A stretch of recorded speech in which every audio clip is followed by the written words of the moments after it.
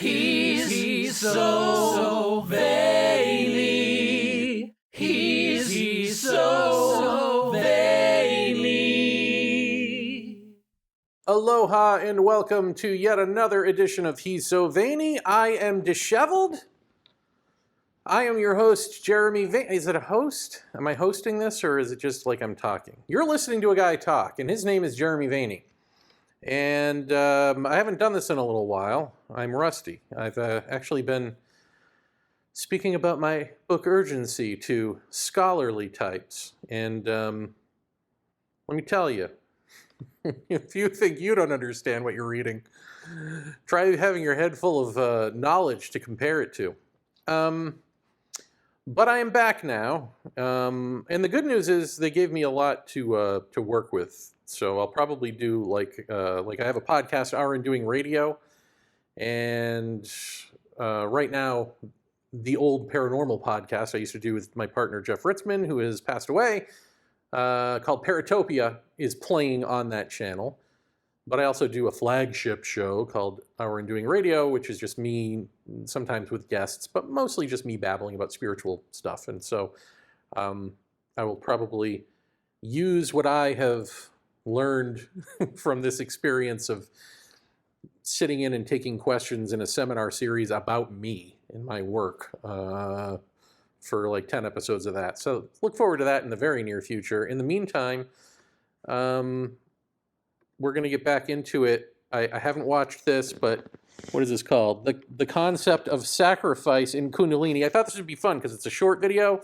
It's a scary shirtless man video. And those are always fun. And by the way, if you've never seen this show, whatever this is,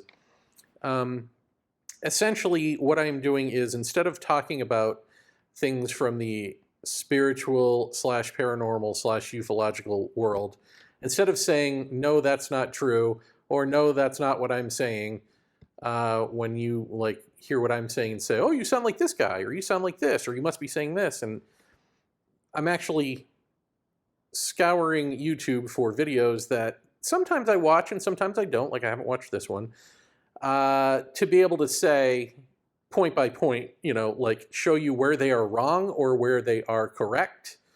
Or if I don't know, I say that too. And what qualifies me to do that, is irrelevant. Like, it's just like either what I'm telling you will be truer than what the person is telling you, or it won't. Or I'll just say, yeah, no, they're right. So far, so good. You know what I mean?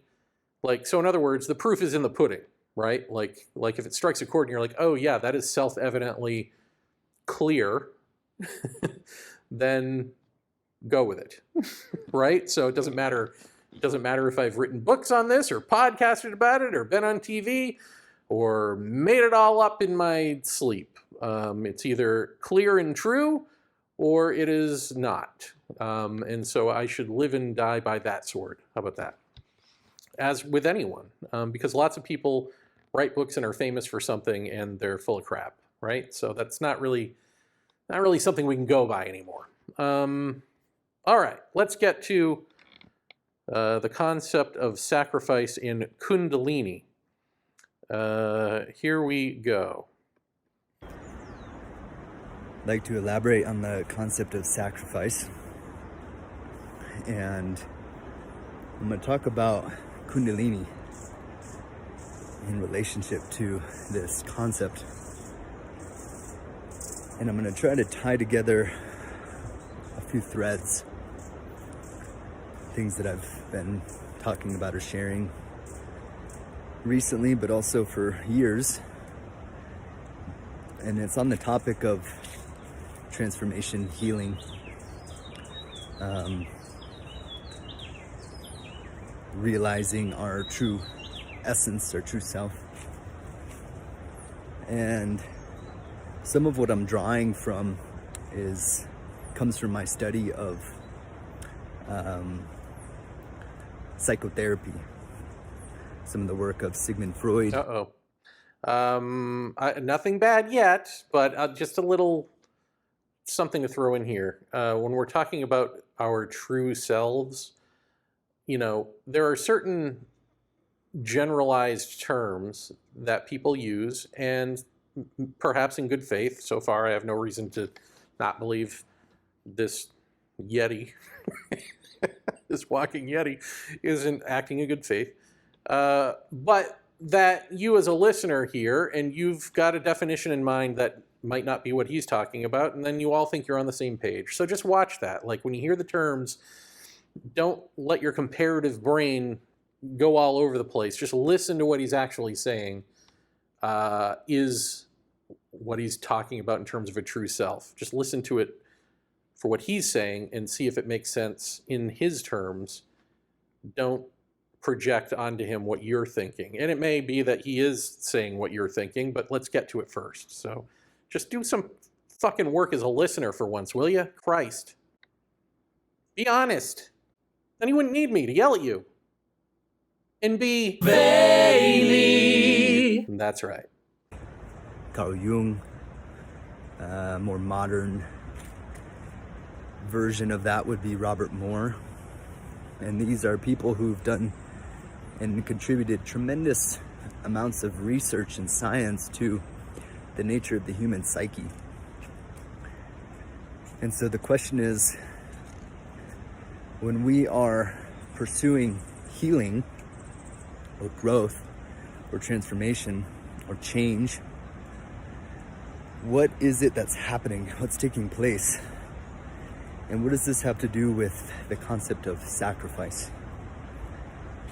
And so I would start by saying that our ancient societies, indigenous societies, when early humans had no choice but to address the imbalances in their individual psyche and also their collective psyche, because if they didn't, their community would perish. And so this is well understood and respected, and the mythologies and the religions that have emerged from the different cultures that we've seen around the world are attempts to help humans understand this process. And essentially I'm talking about the process of renewal, the process of what's coming to mind is sort of this spiritual death and the transformation of the ego and the transformation of lower thought patterns, identities that aren't serving us or the world around us. And I say that this is understood by our ancient people because it was a necessity. Why do we have to say lower thought patterns?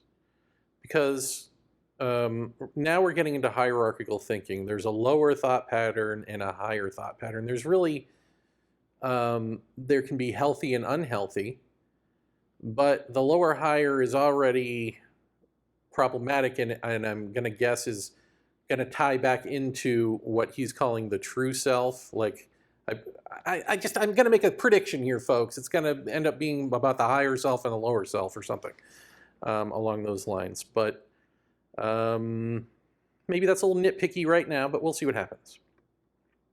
The leaders in these communities, if they had not sufficiently purified their psyche, they were unfit to lead the people, and the people would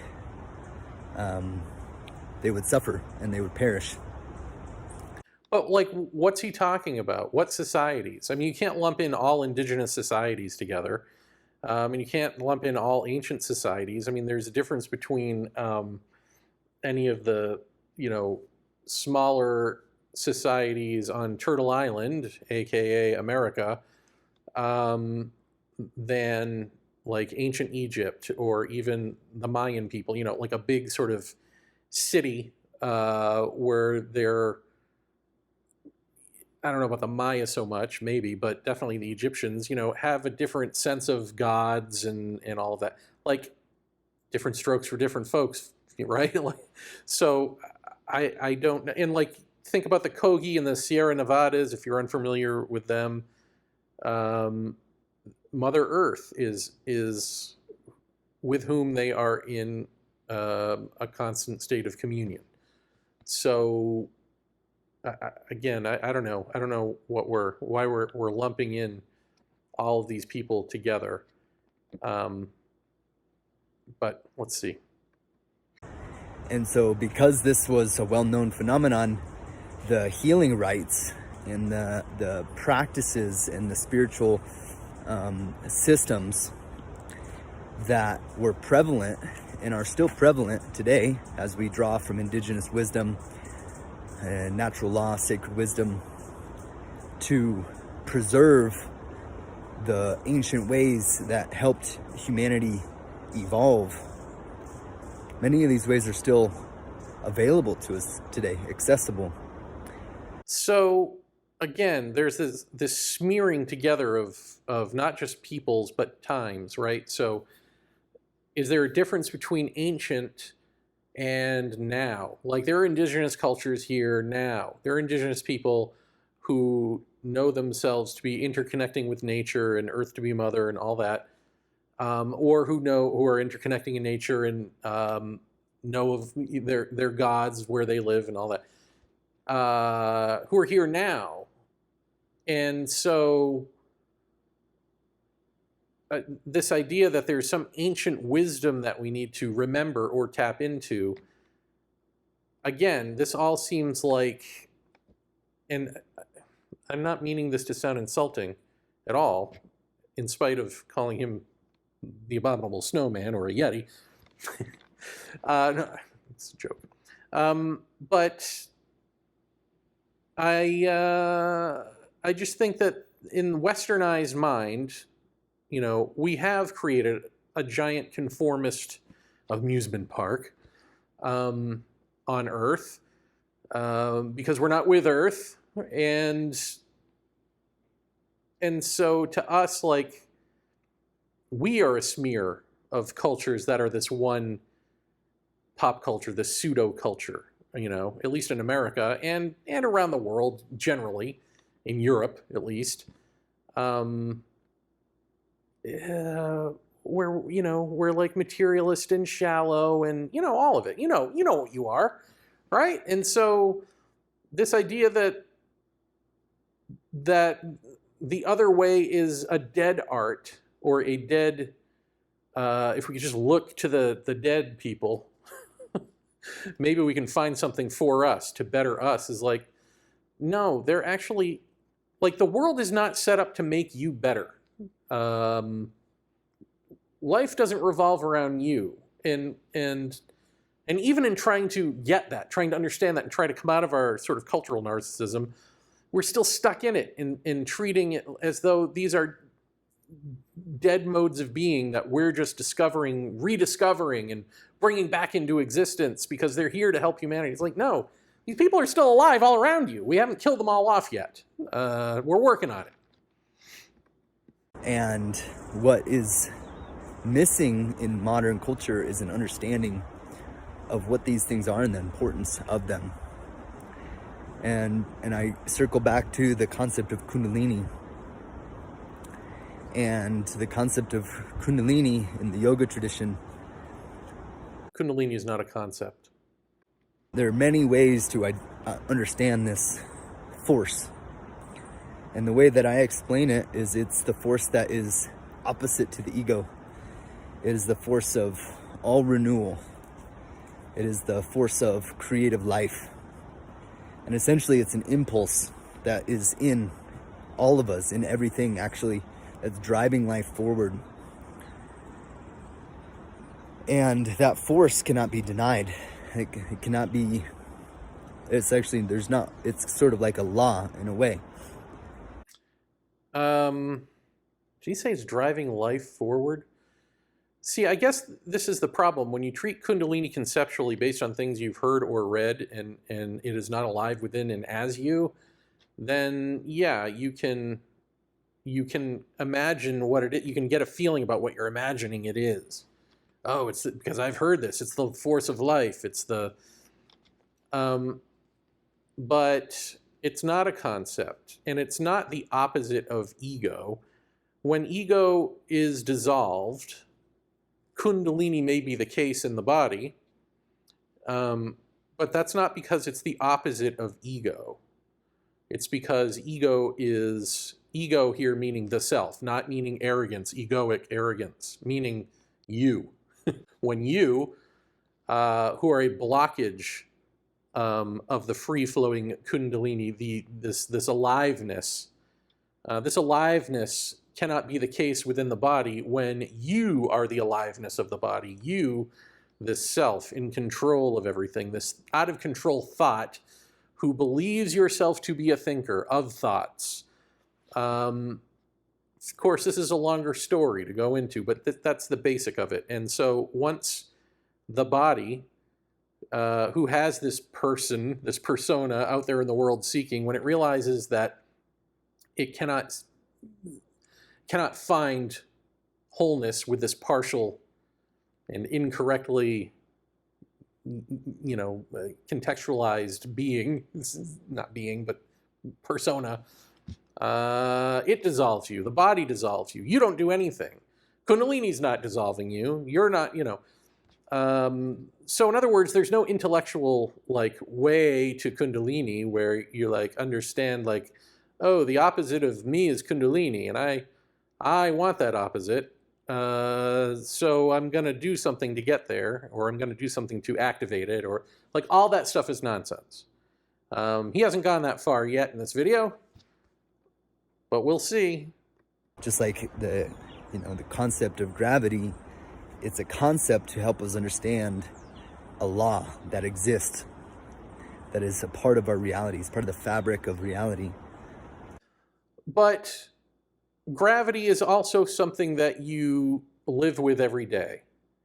And Kundalini is not something that you live with every day unless you are Kundalini alive.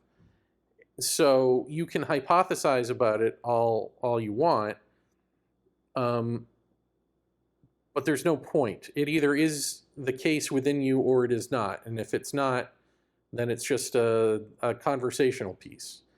And if it is, then you're not having this conversation. And with Kundalini, something we have to understand, I think, or that's useful to understand, is that there's a force in us that is propelling us along and propelling us towards the greater good, the higher outcome, you could say. I don't want to say that. I don't want to see greater good. I don't want to say higher. This is what it is. The self is partial. The self is a blockage. And when that partiality, when that blockage is removed, wholeness becomes the case. One understands human nature not as screwing up all the time and justifying it, and putting things like love and beauty and truth up on a pedestal as ideals to sort of look at but never actually be. Give them to Jesus, give them to Buddha, give them whatever, put these things out there as something you try to be like but never are that. And when that blockage is gone, true human nature becomes the case. The wholeness becomes the case. And part of that is this Kundalini he is talking about, which is at least the appearance of a willpower that is not your own, or in intelligence that is not the personal intelligence, that is the blockage that is just gone kaput. And in coming alive, whatever you have neglected or damage you have done or things you've ignored or not ever known about within your own system, be it physical or psychic or mental, whatever it is, it'll work those out. It'll turn you on. It will get the engine going here, right? So you can mistake that for doing something for the higher or the greater, but it really is, it's almost, dare I say, more mechanical than that. It's really just filling out the actual wholeness that you are when you're not there. Just to fuck it up. And contrary to that force is the ego. The ego in Sanskrit is known as ahamkara. the I am action. It is the mechanism that traps and contains this energy and is ultimately using the creative impulses of life, the divine force that's moving through us for selfish gain. By the way, where are we walking to? I'm just curious. And to align with Kundalini, which is the goal of the yogi, is to essentially turn the ego over in service to this greater force, this impulse. And when this is done, we allow the force of nature to work through us for the common benefit, because this force only wants to serve the whole. Whether that is true or not, should we not ask ourselves, does conceptualizing get in the way? When you say, this is the motive of this energy to do these great things, whether that's true or not, is talking about it and conceptualizing it actually killing it? Because the self is what's in the way, right? And so if the self is there babbling about the thing that's there in the absence of self, then that's keeping the self there for that to not actually be the case, right? Like, that's what this is. And then we can talk about all these great benefits of Kundalini, and I'm not sure we're talking about Kundalini anymore, because you don't need to talk about it. You don't need to go into this type of talk about it, if that makes sense. I mean, I find that people who do are talking about something that they can either sell to you or sell you on, in terms of, like, if you do these breathing exercises, you'll awaken Kundalini. If you do Kundalini yoga, you'll awaken Kundalini. And why would you want to do that? Because Kundalini's motive is to do X, Y, and Z. And then you do these exercises or whatever, and you, like, hallucinate, or you have, like, physiological side effects or whatever it is. You have something open up in you that is not Kundalini, but you think it is. And then we all think, again, we're talking about the same thing, and we're not. So that's problematic. Sacrifice, which has been known in many ancient cultures as an important part and an ingredient to the renewal, is not so much a idea of sacrificing things, objects, or in some cultures, humans, animals, but rather it's an understanding that in order to align with the force of nature, there's a process of reciprocity, of offering, making offerings, and to make offerings of ourself that are meaningful. Is this guy going to walk off a cliff? Is that how this ends? All right. By the way, this video is 11 minutes, 11 seconds long. I'm sure that's not by accident. In order to receive back the greatest benefit of all. And this helps us to basically get over ourselves, get over our selfishness, and receive so much more than just the individual can receive or have. And sacrifice, this word can be seen many different ways, but I think that the way that I'd like to speak of it today on this topic is learning how to figure out and identify and locate in ourselves what needs to be given up to reach a state of greater harmony, coherence in myself, but also in my environment. What are the things, or what is the thing or the thing? What are the things that need to be offered to the divine so that the divine can work through me to bring benefit, not just to my own life, but to all of the lives around me. Okay, so I'm going to stop here. This is where it's going, and maybe I should have led with this, but I've talked about this in other videos. I've talked about this ad nauseum everywhere else, but if you've never seen any of that, then it behooves me to, maybe I should have led with this. So the only thing that matters in any of this is the brain or the body. I like to say the brain, but if you want to be more general, the body, giving up the self as a seeker, right? Like, here's this guy, he's seeking, he wants wisdom, knowledge, meaning, he wants, what is all of this about, right? He's into this, man. He's walking shirtless through the woods. So he's way into this. And that seeker is now asking, what must I sacrifice to the gods or the spirits or whatever for them to come into me and use me for the greater good? And all of that is a supposition. And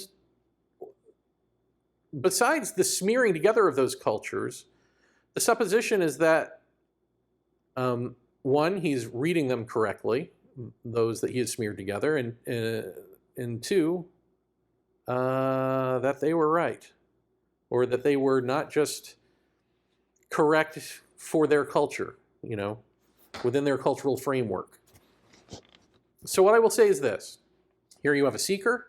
He is seeking meaning and all of that. And he wants to know, what does he have to give up? And what you have to give up, this is the part I should have led with, is the seeker. The seeker has to die for truth, reality per se. Maybe that's a bad word, because stick with truth. For truth to be the case. So that which you seek cannot be gotten to by the seeker.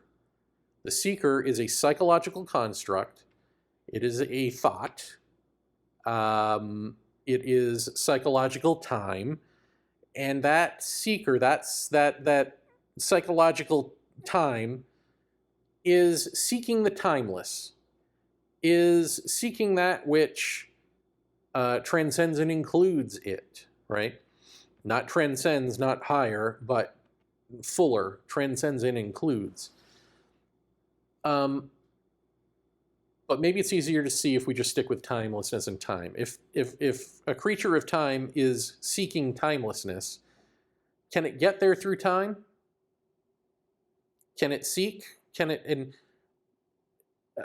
No, like that's self-evident, right? Ne'er the twain shall meet, timelessness and time.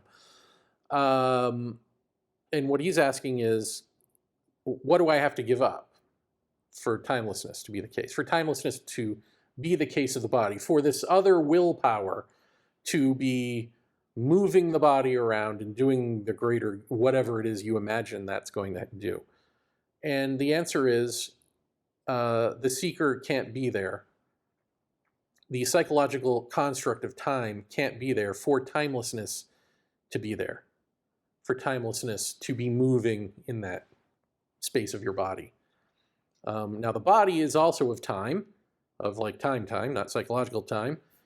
So time is already represented. The body doesn't need another extension of time into some ethereal virtual reality world of headspace, blah. So you can get rid of that. The body can. You can't. The body can get rid of the seeker. You can't get rid of you. You can't do anything about you.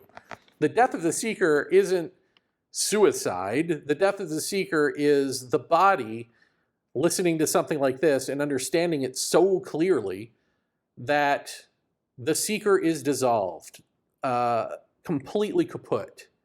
And when there is that space of nothingness, when there is that space of the spaceless space of timelessness,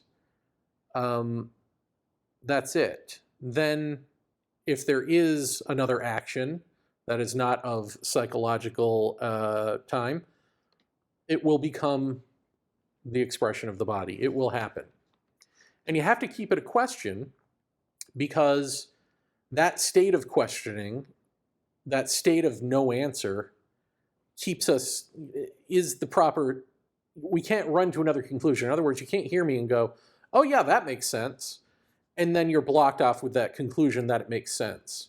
You can't hear me and go, oh, that doesn't make sense, and then ignore it. Then you're blocked off ignoring it. Like any move you make is actually the wrong move because it's still you as a psychological construct making a move. So the idea of asking, what can I give up? What can I sacrifice? The idea of sacrifice in Kundalini, as this man is trying to state it here, is another defense mechanism to keep the psychological self alive in the face of what he has actually learned, in the face of the knowledge, right? Like when you're seeking and you've got this, meaning, and it's like right there at your fingertips, right? And you're looking at all these cultures, and a lot of them are saying similar or the same thing that I'm saying, but then it's wrapped up in all this other baggage that acts as a distraction. You can go off into those tangents instead of sticking with the kernel. That is actually the thing that needs to flower and be the case. When you're that guy, and I've been that guy, not shirtless as much, certainly not walking, but I've been that guy, the hardest thing in the world to see is that you're still in the way. You're the person in the way of that which you are seeking. Because you do understand all of these things intellectually. You do have a feeling about them emotionally. And you probably have had paranormal experiences or spiritual experiences. You've had experiences that involve other states of mind. So all of these things are real for you. And if you've got an intelligence to understand them, and to understand that what needs to happen is the death of self, then even though you know that, your knowing that becomes the blockage. Because again, even you who understand that you must die, you must be no more, evaporated by the body, even you don't want that to happen, even though you are searching for a way to make that happen. The very searching for a way to make that happen is the way that a guy like you or a gal like you keeps it from happening. And you do it over and over and over again because you don't really want that. Deep down, unconsciously don't. That's the hurdle to get over.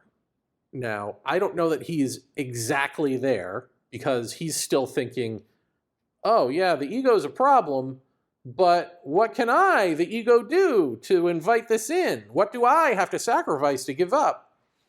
And that's a wrong move once removed, I guess. That's like another wrong, slightly different wrong move. And I'll leave you with that because these concepts work together, I believe. But why think and believe that? Why would you think and believe something about anything that you have not experienced, especially when we're talking about this, which is like unprovable, invisible, not at all, poo-pooed by our culture, at least in science and all of that. So, I mean, you're just leading yourself into making stuff up or believing stuff that is made up. Why do that? Why not just ask? Just ask, what is this? What is... It doesn't even matter what Kundalini is. Just, what am I? Who am I? What is, ask you that. And don't project an answer. Just ask it. And remain in the state of listening, in the state of questioning. And if there is a legit answer that is not of the psychological construct, that isn't of time, that isn't of memory, that isn't thought, that insight will be a lightning bolt through you, right? And that insight doesn't come from time, again, it is timeless. It is truth. And they're part of the initiatory process that we all must go through to reach our greatest self. The greatest self, which is whole. Greatest. And when we're whole, our individual is aligned and connected with and in coherence with the greater whole. We see that there's no separation. and we live in our lives in reciprocity and in alignment to what's all around us. Okay, so this is a classic white guy mistake. No offense, white guys and gals, but I like saying white guys because I am one. When we talk about that living in the reciprocity and living in the interconnected nature of all things and recontextualizing, and that's whole, that is healthy. And what you're talking about, and what he is talking about, and now this is clearing this up for me a little bit here. He's making the classic mistake of thinking that living naturally like that, as indigenous peoples do, pre-literate people do, because they haven't filled up their headspace with like words and shit. They're too busy living and observing and being like, you know, what our scientists wish they could be, you know, as so observant that you are that. Anyway, that state of interconnecting is our natural state. You know, I've called it coming from heart, but I know not all indigenous cultures believe that the seat of the soul is in the heart, and I don't even mean that. I don't even mean that we have a soul. I just mean the difference between coming from heart and coming from brain, the difference between understanding oneself as interconnecting with all, as a being with Earth, from Earth, not just on Earth, trampling around, not an individual who is living in the head and divorcing yourself from everything around you to, you know, do what you want, make judgments, fulfill your desires, and feel the hole, feel the deep hole inside and trying to fill it with crap. We mistake that for the wholeness or the, you know, enlightenment or the waking up out of self, period. In other words, there's a moment where you may actually have a moment of clarity where that separative self dissolves, and it's so like joyous and freeing, and the interconnecting nature in you, oh, we're all one, and all of that is so blissful and amazing. Nature cultures probably don't have that blissful, amazing experience so much because they never built up the false sense of autonomy that we have. And so it's not a big revelation. They've been living it. They haven't not been living it. They've not divorced themselves. So to us, when we experience that recontextualization and the healthiness of it, it's like, you know, I don't want to say orgasmic, but, you know, orgasmic, it's ecstasy. It feels great. And then we mistake that for wholeness of the Enlightenment persuasion, or wholeness of the, you know, that's the same as Kundalini turning on, or whatever it is. Like, no, these are different things. What he's talking about right now, is just being a healthy human being, which means not a capitalist. Not one who capitalizes on and preys upon, but one who is immersed with and living in and as, you know, interconnecting. You know, animals and plants are our relatives. Everything is alive. Rocks are alive. The air is, everything's alive, and we're all related, and we're all beyond that one. That's our natural state. That is our healthy state. That is the state that doesn't develop the nuclear bomb or the global warming, because we never, although, you know, those nations made war amongst themselves in some way, they would never war with Earth.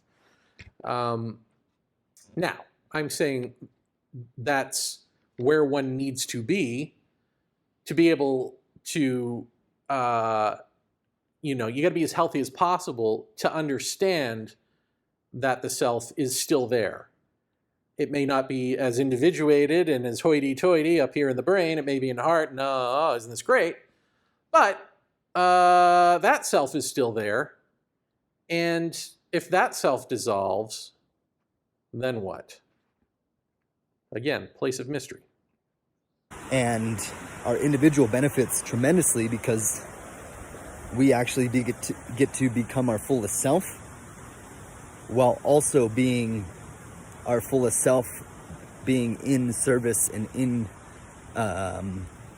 relationship to all of the things that are happening around us in a good way, in a beautiful way. And I believe that this is what all spiritual traditions are pointing to in some way, shape, or form. And I believe that this is a natural law that exists, is embedded in all of us. And I believe that we can observe this and we can study this and study these principles.